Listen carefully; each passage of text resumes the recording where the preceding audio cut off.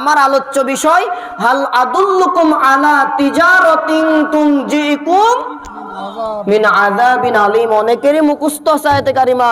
আমি আল্লাহ বলছি, ও বান্দা বান্দি, আমি আল্লাহর সাথে যদি এই ব্যবসা করো তাহলে তোমাকে জীবনের গুনাহ মাফ করব, দুনিয়ায় পরকালে বিনা হিসাবে জান্নাতে দাখিল করব, জাহান্নামের মর্মান্তিক শাস্তি থেকে বাঁচিয়ে দেব। সুবহানাল্লাহ কোন না? তাহলে আল্লাহর পথে আগে ঈমান আনতে হবে। ঈমান আনবেন কিভাবে? সাইয়েদ কুতুব শহীদ এনেছিল ঈমান যেইভাবে। ঊনবিংশ শতাব্দীর ঘটনা। সাইয়েদ কুতুব শহীদ তাফসিরে ফি জিলালিল কোরআন লিখলো। জামানার মুজাদ্দিদ সাইয়েদ কুতুব কালেমার ব্যাখ্যা লিখলো, কোরআনের এমন ব্যাখ্যা লিখলো যেই ব্যাখ্যা পড়ার কারণে ওই সময়ের কাফের জামাল নাসের নামটা সুন্দর, নাম যতই সুন্দর হোক, ওই সময়ে ও ছিল নব্য আবু জাহেল। এই সময়ে হাসিনা, মাহবুবুল আলম হানিফ, আতাউর রহমান আতা, যতই সুন্দর নাম হোক, পাক্কা আবু জাহেলের গোষ্ঠী।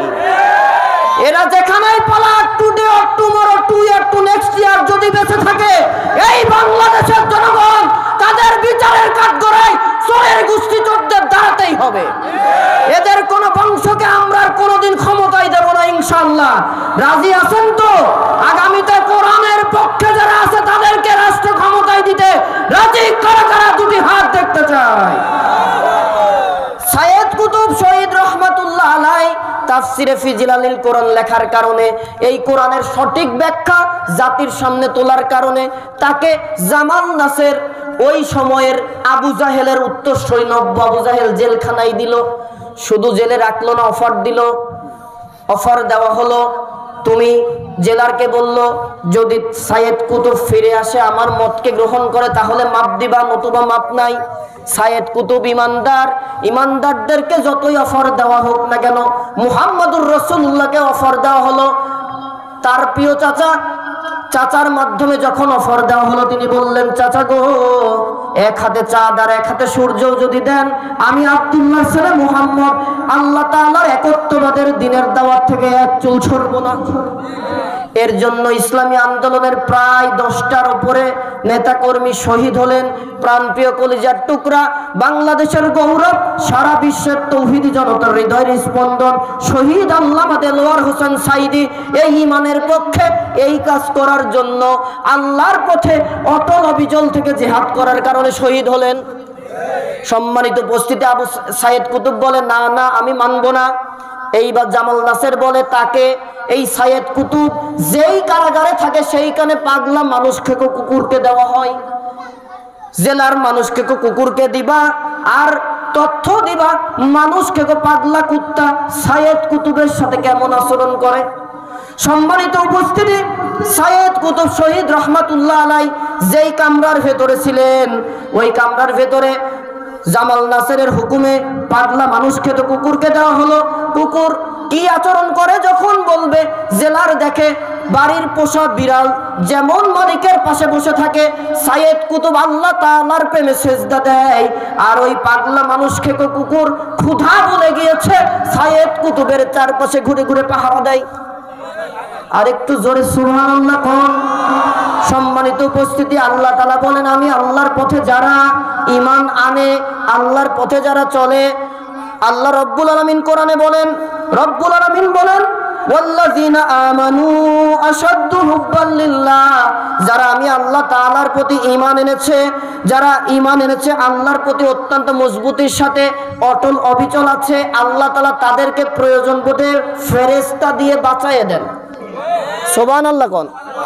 জামাল নাসের দেখলো ব্যর্থ, এইবার তাকে ফাঁসির রায় দিল, যাতে ফাঁসির মাধ্যমে ও শেষ হয়ে যায়, তাফসিরে ফি জিলালিল কোরআন বন্ধ হয়ে যায়, জামাল নাসেরের গদি টিকে থাকে। ব্যর্থ হয়ে গেল। শহীদ সাইয়েদ কুতুব শহীদ রহমাতুল্লাহ আলাইহি ফাঁসির কাষ্ঠে ঝুলার মাধ্যমে শাহাদত বরণ করে জান্নাতের নজরানা, শাহাদতি নজরানা পেয়ালা গ্রহণ করে জান্নাতের অধিবাসী হয়ে গেলেন। আর জামাল নাসের এমন ভাবে এই দুনিয়ার থেকে বিদায় হয়েছে, ওকে দুনিয়ার কোনো মানুষ তাকে ইমানদার মুসলমান বলে না, কাফের কুফফার ছাড়া। এই জামানারও ছিল জামাল নাসেরের উত্তরসূরি, আবু জাহেলের উত্তরসূরি আওয়ামী সন্ত্রাসী ফ্যাসিবাদ গোষ্ঠী। তারাও এই জাতিকে নির্যাতন করেছে। ইমানদারদের ইমানের বলে আল্লাহ তাআলা আসমান থেকে সাহায্য নাজিল করলো। সম্মানিত উপস্থিতি, কত আশা ছিল যে মানুষ মারবে, দুপুরে লাঞ্চ করবে পোলাও কোরমা, দেখেন নাই টিভিতে? সব রেডি। আল্লাহ তাআলা ওর রিজিক আর রাখলো না, ভারতে মামা বাবুর বাড়ি যাই পড়া লাগলো। ওখানে যাই পিটিস পিটিস যতই করুক, এই দেশে আসার দুঃসাহস করার দরকার নাই। আপনি যেখানে আছেন ভালোভাবে থাকেন, লাফালাফি করেন না। এই বাংলাদেশের মানুষের যখন দরকার হবে আপনাকে এনে বিচার করা হবে। এর আগে যদি আপনার কিচ্ছা খতম হয় তখন মারা যান, অন্তত আমরা আপনার এই লাশটাকে, অপবিত্র লাশটা যেটা ইসলামের বিরোধিতা করেছে 2013 সালে শাপলা চত্বরে আলেম ওলামা ইতিম ছাত্রদের রক্ত ঝরিয়েছে, আর্মিদেরকে মেরেছে, শহীদ নিজামী থেকে শুরু করে ইসলামী আন্দোলনে বিশ্ববরেণ্য ইসলামী নেতাদেরকে ফাঁসির কাস্টে ঝুলিয়েছে। ইসলাম বিরোধী, কোরআন বিরোধী, বাংলাদেশের স্বাধীনতা বিরোধী হাসিনাকে কখনো দেশে ঢুকতে দেওয়া হবে না। তার সন্ত্রাসবাদ দলকে রাজনীতিতে আমরা আনবো না, সহযোগিতা করব না, কোরআনের পক্ষে থাকবো, বাতিলের বিরুদ্ধে চলবো। কার গা দুটি হাত দেখতে চাই?